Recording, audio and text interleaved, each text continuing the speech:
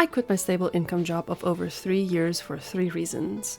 Reason 1 was to spread happiness like all my favorite content creators have been doing my whole life, which I discussed in my previous video. In this one, I will be talking about the second reason why, which is probably the biggest reason out of all 3.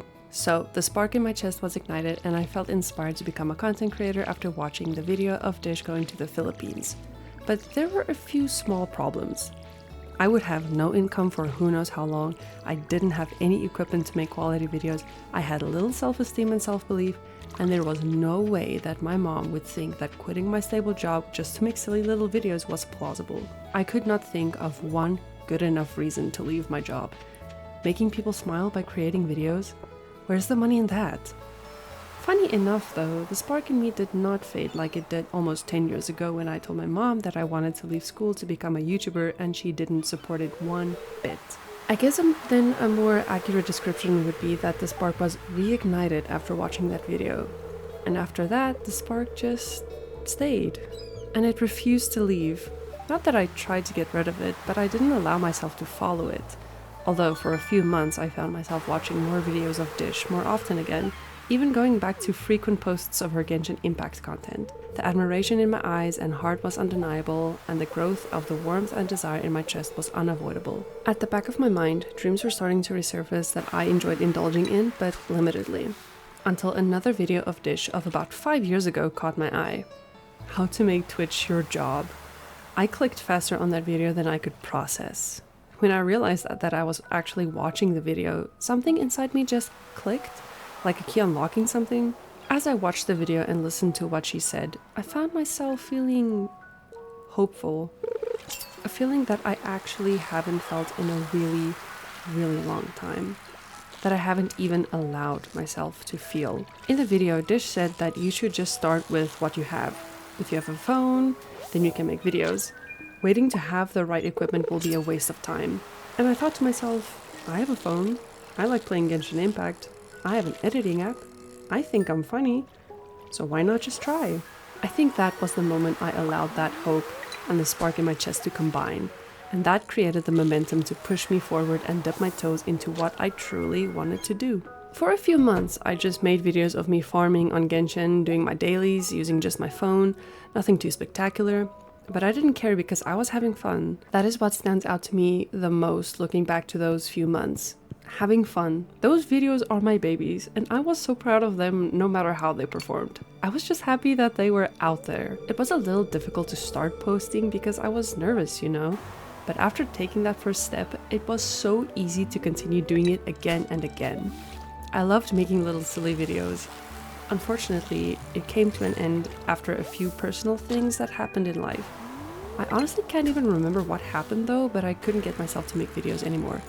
So I just stopped.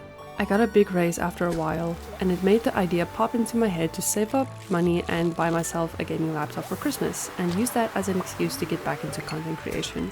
Which I did and am so proud of. I always wanted a laptop since I was a kid and reached that little goal of mine all on my own. I only made one video with my laptop though. It was where I decided to try Genshin Impact on my laptop for the first time without knowing the controls at all. I thought it was pretty funny, and I had fun as usual. But alas, I quickly had to drop it again because that was when my manager enrolled me into the bookkeeping course I mentioned in the previous video. That course took up all my free time I had left. I studied the moment I got to work until work started. I studied during my lunch times, and I also studied on my weekends. I barely talked and hung out with a small handful of friends I had, and I felt so guilty and burnt out.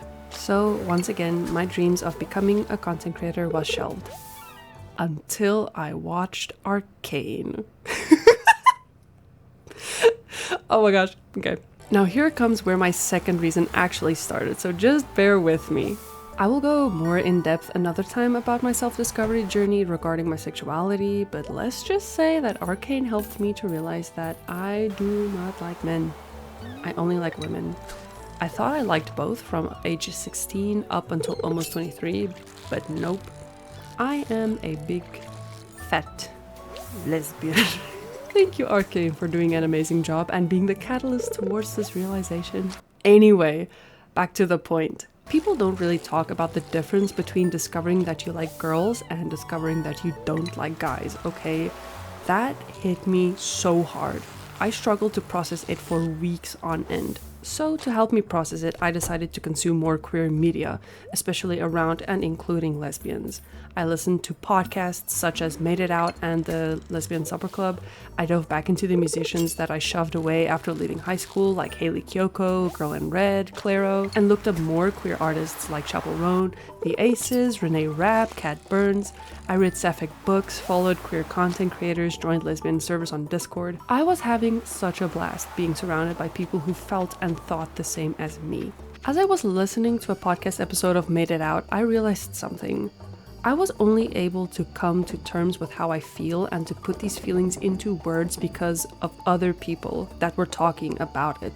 In other words, if it weren't for the representation we have today, then I probably would have continued going about my life thinking that I was alien, weird, alone, not normal, and I would not have explored these feelings.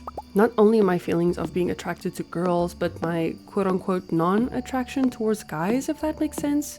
If other people did not talk about how they felt towards girls the way they should feel towards guys, and how they felt weird being with guys, and how it felt normal but unnatural being with guys yet natural being with girls, all of those things, then I probably would have kept convincing myself to be with a man no matter how uncomfortable I felt. I would have stayed content being with a man and never felt the pure happiness of being with a girl, and that genuinely scares me to this day. So, after the realization of how important it is for people to talk about their experiences and how they felt, how important their representation is, and even the representation in TV shows, movies, or games, I decided that I want to contribute. I want to talk about my feelings and experiences and thoughts in hopes to help someone else feel seen. And not just regarding their sexuality or identity. I want them to feel seen in who they are in the big or small ways. Whether it's me saying, hey, I'm a girl that likes girls and that's okay, or something as simple as, I like banana bread, but I don't like bananas. Making someone feel seen and being the representation they need has blossomed in my heart so quickly that it immediately brought back the drive to leave my job to pursue my dreams. I want to work towards a future where being queer is normal. Because it is. Reason number 2. Widening the lesbian and queer representation.